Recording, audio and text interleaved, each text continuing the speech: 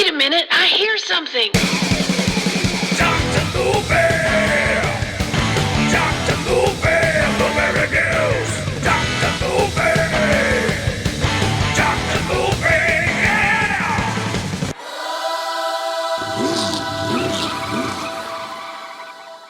What's going on, everybody? Welcome back to another episode of the fabulous, the spectacular, the top 2,000 podcast shows in the world. I don't know where I stand. It's probably less than that, I'm sure.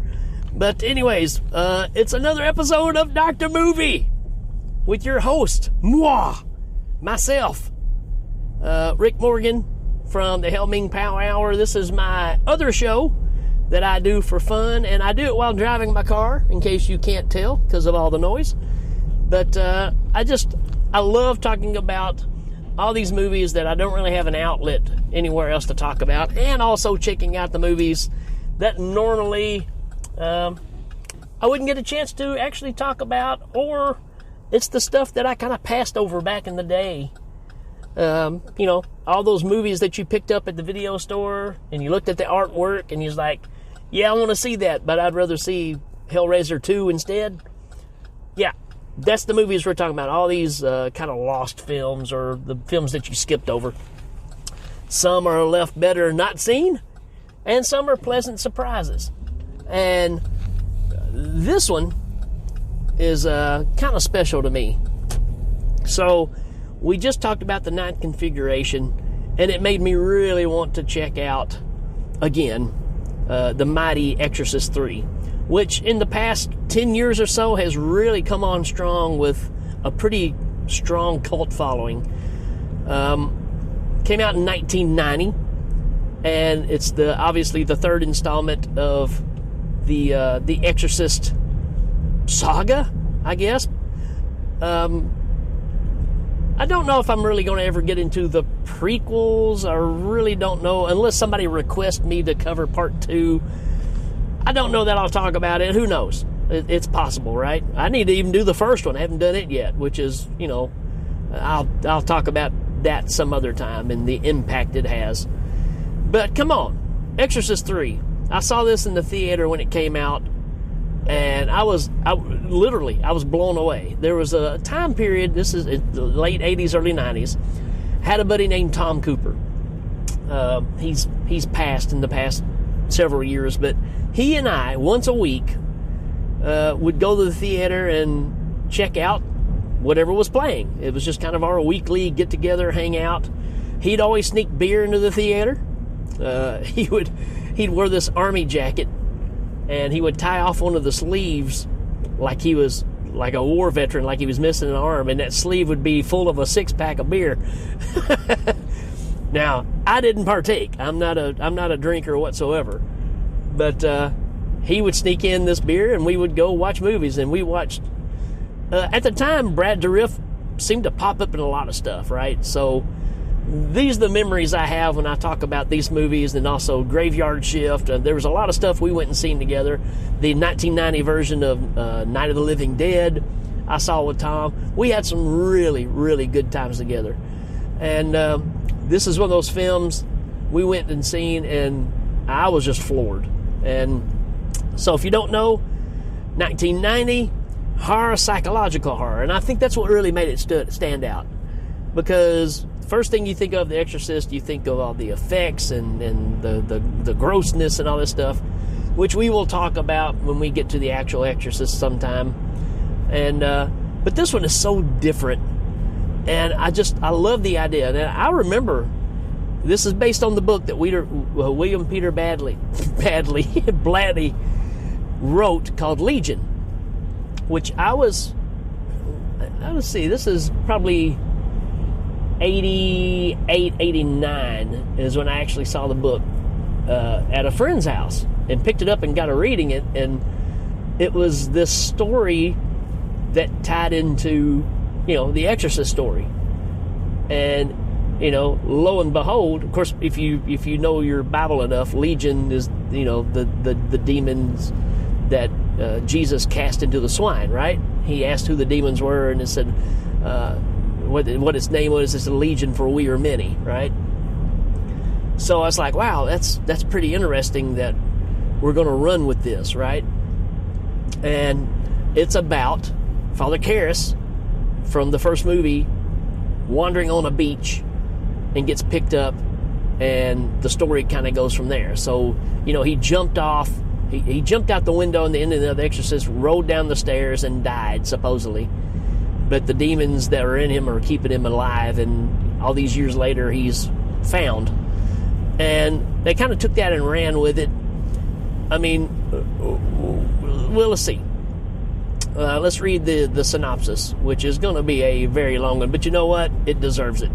Police Lieutenant Kinderman, which is George C. Scott, hello, another selling point for me, notices similarities between his current murder investigation and the methods used by the Gemini killer, who's played by Brad Dourif, who was executed 15 years before. Soon he discovers the hospitalized mental patient, which is Jason Miller, Father Karras, claiming to be the dead serial killer, but looks uncanny like the priest Kinderman, who died during an exorcism. As more bodies are found, Kinderman looks for connections between the two supposed dead men. Yeah, I mean, what twists and turns. And Brad Dourif at this point, right? This is where everybody started paying attention, right? Because, he was an Academy Award-winning actor. He had done Spontaneous Combustion with Tobe Hooper, which is kind of a lost film. I need to cover that sometime. And I don't know. Of course, the Chucky thing, I mean, things are really taking off with him. He's really starting to get in all these flicks, right? Everybody started wanting him in. And come on, let's talk about it, right? I mean, Brad Dourif's performance in this movie is just incredible. It really is. I mean, you know me. I'm all about George C. Scott. Pretty much my favorite actor, and he's George C. Scott. The greatness and the bad part of George C. Scott is he's George C. Scott.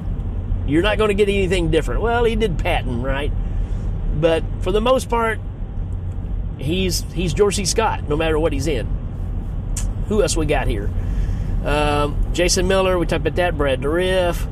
Ed Flanders, right? We just talked about him in Ninth Configuration. Nicol Williamson. Nicol Williamson is in Excalibur. He's Merlin. And I just remember being totally blown away by his performance in that. Nancy Fish, who's in a lot of stuff. Scott Wilson, again, is in this one. Dr. Temple, which we just talked about him as well. Patrick Ewing is in this movie for a little cameo. And, the list goes on and on. But your heavy hitters are the top three: George C. Scott, Jason Miller, and Brad Dourif. That's who you spend the majority of the movie with. The George C. Scott's team is looking for somebody that's a copycat murderer of the Gemini killer. And again, supposedly died 15 years before, right? Executed. And as things go on, it leads to this guy that's been picked up, which is, Jason Miller, who was the priest in The Exorcist that jumped out the window. And there's a scene where he's talking and he changes into Brad Dourif. So you get to see the actual Gemini killer, which is Brad Dourif. But he's still in Jason Miller's body. And he gets the explanation later on because the copycat stuff that's going on does not match. George C. Scott talks about that, or Kinderman talks about, most people will say, yeah, I'm the Gemini killer and I would do this, and they hid the actual facts from the public of what was really going on. And this man that's been captured and put in this cell, Jason Miller's character, tells exactly the truth to all this stuff. And the use of silence in this movie is incredible. It really draws you in. The performances in this one is really what makes this movie, because there's so many things you don't see. If you're expecting a gore fest, you're not going to get it. You're going to get explanation, and you have to use your mind, and that's going to show you your worst image in your head. I prefer those kind of movies. I like the effects, but there's nothing on the screen they're going to do that's going to be worse than what I visualize in my head, right? And a lot of people don't like that, but I do, because, you know, it's kind of like the whole Blair Witch thing, right? The people that hate it, they hate it because you don't see anything. It messed me up because what I saw in my head was way scarier than anything they would ever put on the screen, right? That's the magic to this kind of movie. I'm not in no way, form, or fashion saying this is anything like Blair Witch. Don't get me wrong there. I'm just saying that this one requires you to take the information you're given and you piece it together. And it's very well done. It's again, it's a favorite of mine, and I love that. Not only is our killer in this other body, but he can pretty much jump from body to body, and he uses the elderly because they're easy. You know, they're easy to get into, and there is some shots in this movie that are totally shocking. And the description of things, right? So George C. Scott's best friend, Father Dyer, who's, you know, again, that character's gone through all this stuff, but they're best friends. They go hang out with each other. They go to movies together. Matter of fact, one of their favorite movies is It's a Wonderful Life, which really plays into the story of this, which is really disturbing. But what's amazing is there's a scene where Father Dyer dies in the hospital, and somebody comes in the hospital, and they're using this drug. I said he, it's really whoever's doing it. But they use this drug to slow everything down, and the killer cuts off the priest's head, or the doctor's head. Yeah, it's the priest's head, and drains every drop of blood out of the body and places in little vials and stacks them on a table. There's not a smudge, there's not a fingerprint, there's nothing on any of this stuff. And not only did it happen, and again, not to give away too many clues, but later on when Kinderman goes in and talks to the Gemini killer in the cell, he goes in great detail of how hard it was to do what he did, and hates the fact that nobody appreciates the artistic abilities that it takes to do what he did. This movie's messed up, folks. And in a weird way, they try to tie everything together, which I kind of have to give it to Blatty on that too, because who also directed this, by the way. This is the first movie I've seen that he had directed.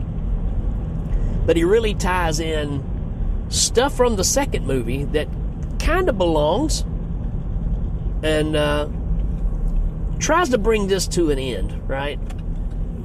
And again, I can't say enough about the performances, and there's this brilliant popcorn shot that to this day just can't nail the timing on it. The timing is so off that you just can't predict just when it happens. And it is one of the most amazing things I've ever seen in a film. For you that have seen this, you know exactly what I'm talking about. And it's one of those scenes that it still makes the hair stand up on my arms when I see it. It's lightning in a bottle. So it's amazing this film has very few shocking moments that is something visual. And most of it is literary, right? But this shot is just, it's amazing. Absolutely amazing. And this movie deserves a lot more love. And I think finally people are starting to get it, right? One thing I'll say about Blatty is he doesn't repeat himself. And that's kind of the curse with a lot of other directors, is because once you hit that gold mine, you're doomed to just kind of relive that over and over. But none of his movies feel anything the same. They're all very different, and I kind of like that.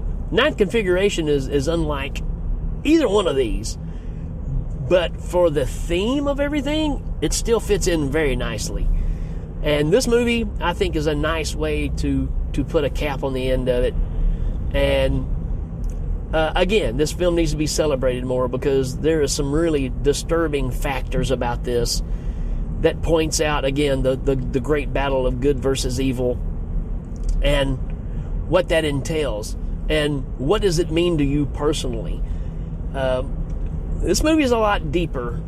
I'm going to say all three of these movies, The Exorcist, Ninth Configuration, and Exorcist 3, is very thought-provoking, psychological thrillers, right? They really make you think about what side of the fence you stand on and what these things mean to you. Everybody's scared of something different. And to me, if you believe in the ultimate evil, you got to believe in the ultimate goodness. And there's this ongoing battle between the two. And if you don't believe in that, then that's fine too. I mean, it's whatever you believe, but at the same time, everybody's scared of something different. And this happens to be the thing that I'm scared of, because there's no doubt that there is evil in this world. That's the reason we watch these movies. We watch horror movies to help us deal with the real crap that goes on. And these movies, even though The Exorcist is probably far-fetched in your mind as far as things that can happen, there's a realism to all three of these that really stands out. And I don't know, it puts you on that line, and it makes you think about where you stand on stuff. I love this movie. I do. I really love it. And I'm glad to finally see it getting talked about and respected, because it definitely deserves it. There's a lot to unpack in this movie. I'm not going to give you much more on it. I'll just tell you that if you have not seen The Exorcist 3, even if you're not a fan of The Exorcist, I don't know that you necessarily have to see The Exorcist to really get what's going on in this movie. So, I mean, it does tie into Father Karras, right? But for the most part,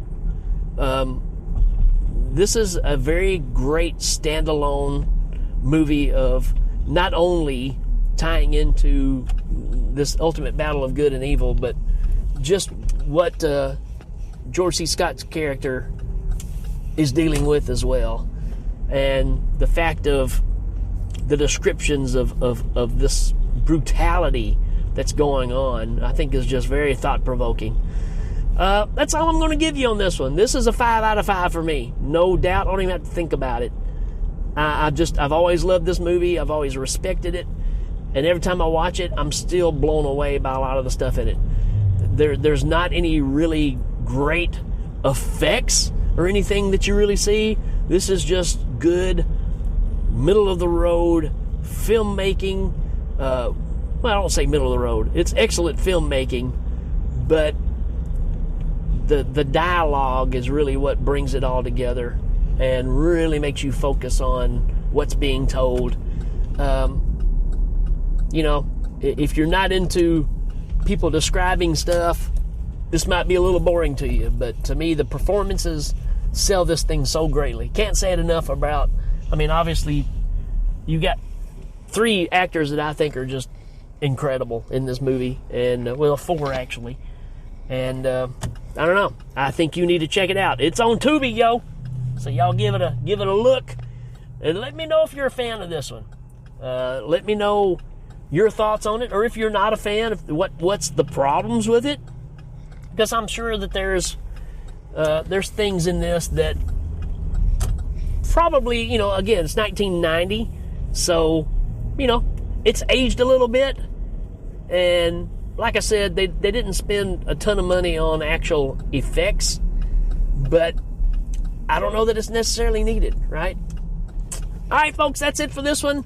Hope you enjoyed it. Hope you check it out, and I hope you let me know what you think about this one. And until next time, folks, we will check you later.